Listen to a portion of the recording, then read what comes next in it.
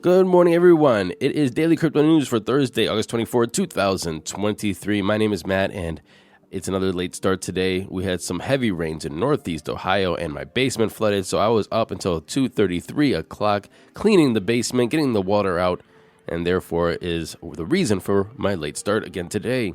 I just cannot get up early anymore, and I have no clue why. It's always something. You know, it was something. Yesterday, we had the GOP debates. And I bet you're looking at these candidates going, I wonder which ones support Bitcoin. I'm going to tell you.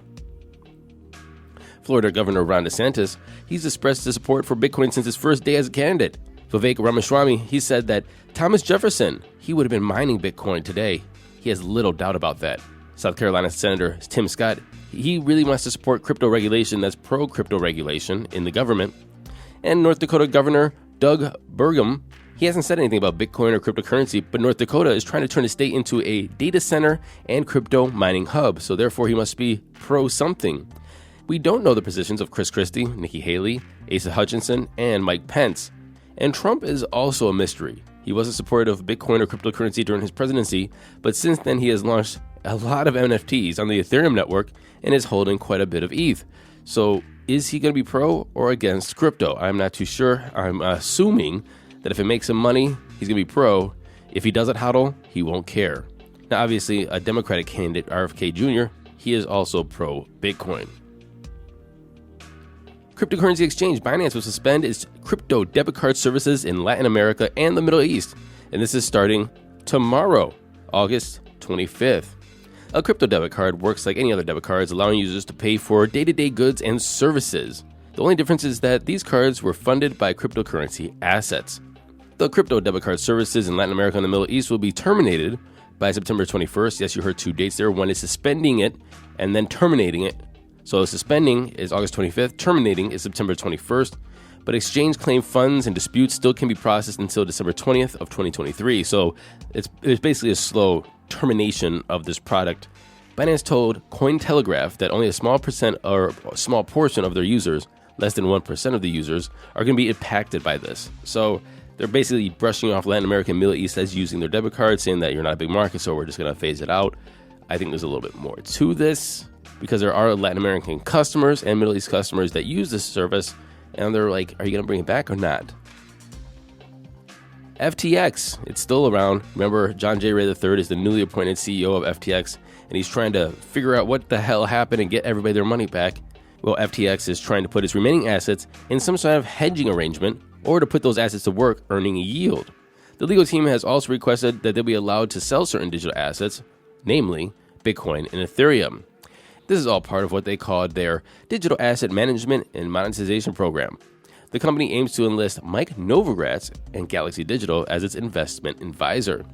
Novogratz and the company will be charged with creating and preserving value. In an April filing, it shows that a whopping $6.2 billion is currently available for stakeholder recovery. $3.4 billion of that is held in crypto. So I would be very surprised if they're going to sell Bitcoin or Ethereum now, not wait to see if number go up. I mean, I guess I don't know how to take that risk. You know, if there's $3.4 billion in crypto now and Bitcoin goes down to 20, we're talking about, you know, going under $3 billion in crypto, and this is money for recovering people's assets. But again, if it goes up to 40, you now have more money to give people their money back. So it is a very interesting, risky situation. That's why they have Mike Novogratz there. But it's also interesting that Galaxy Digital reported a $76 million exposure to FTX during its collapse. And I'm surprised that they're not calling that a conflict of interest. I know Mike Novogratz and Galaxy Digital is going to be hired as their investment advisor to make sure that they preserve value, but they're also going to be working for themselves as well. Are they going to get paid out first, last, in the order that it's processed? I kind of want to know how that works. And I know some people are going to say, well, Mike Novogratz is a billionaire. He doesn't really care. He's just going to be doing this for the... No. Everybody's going to care about $76 million. So I'm very concerned, and I'm also very curious why this conflict of interest isn't brought up. And if it is, what's the conversation? Because I haven't heard it yet. And what do you think about it? Email me, bookings@todayinweb3.com. Two co-founders of Tornado Cash were charged with the U.S. federal money laundering and sanction violations on Wednesday. Roman Storm and Roman Semenov. They were business partners for Tornado Cash. and they were both deemed responsible for laundering up to $1 billion in criminal proceeds through the mixing service Tornado Cash.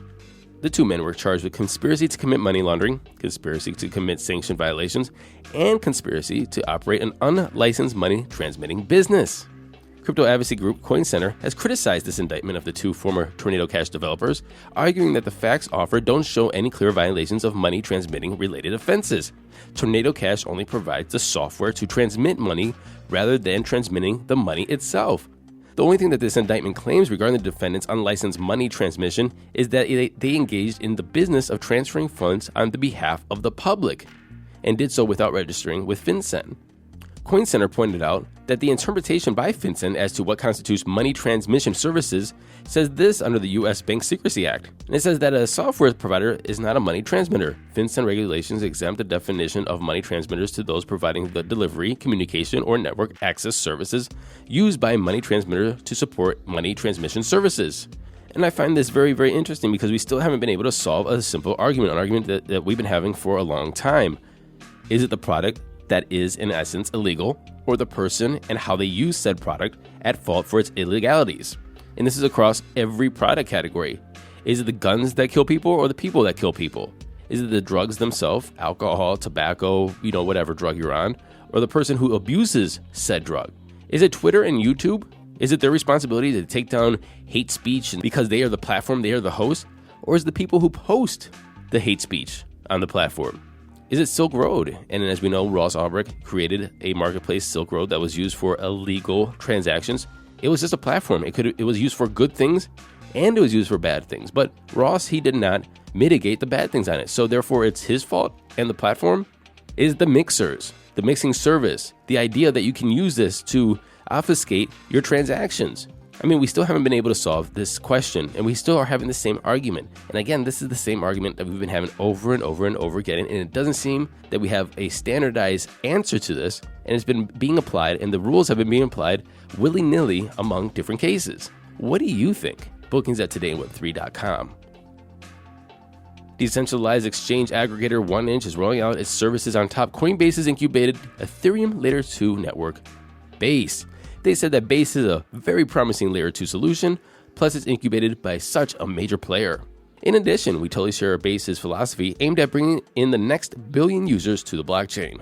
1inch also said that Base's blockchain stands to benefit from Coinbase's product integration, which will extend to projects in the ecosystem. Quarterback of the Kansas City Chiefs, 27-year-old Patrick Mahomes, is doubling down on crypto, and he's launching a new NFT series. Oh, by the way, this is going to be on top of his current $503 million contract, the biggest in NFL history. Mahomes announced a collaboration with Azuki this week, and in the words of the NFT holder, he has been Azuki-fied, meaning his likeness has been converted into limited edition trading cards in anime-styled NFTs. And to be honest with you, I'm looking at them right now. They look pretty fire. This isn't Patrick's first rodeo in the crypto space. He netted $3.7 million in early of 2021 with his own NFT series that he created. It is rumored that this new set of NFTs will have 15,000 NFTs released upon release. That was an awkward way to say that. But anyway, 15,000 of these NFTs are expected to come. Now, let's get into those crypto prices. Here comes the money. Here we go. Money talk. And before we get into the prices, we have some news just in, says Whale Chart. The mystery $3 billion worth of Bitcoin that was being transferred over the past 3 months into a Bitcoin wallet has been revealed to be owned by, drumroll please, Robinhood. Nobody saw that one coming. Robinhood. The time is 12:05 p.m. Eastern Standard Time. We have the Fear Greed Index sitting at 35, up from yesterday, but still fearful. Bitcoin sitting at $26,030, down 0.3% in 24. Ethereum's at $1,644, down 0.7%. Tether's number 3, Binance is at 217, up 0.8%. And XRP is at 51.4 cents, down 1.5%. Rounding off the top 10, we have USDC, Cardano, Doge, Solana, and Tron. The total market cap is down 0.4% at $1.05 trillion. Bitcoin dominance of 48.3 and the ETH dominance of 18.8. And the 24-hour volume is down 11.6. That was our show today. Don't forget to tune in tomorrow for Asia Focus and Daily Crypto News. And my name is Matt, and I will see you tomorrow. Happy hodling, everyone.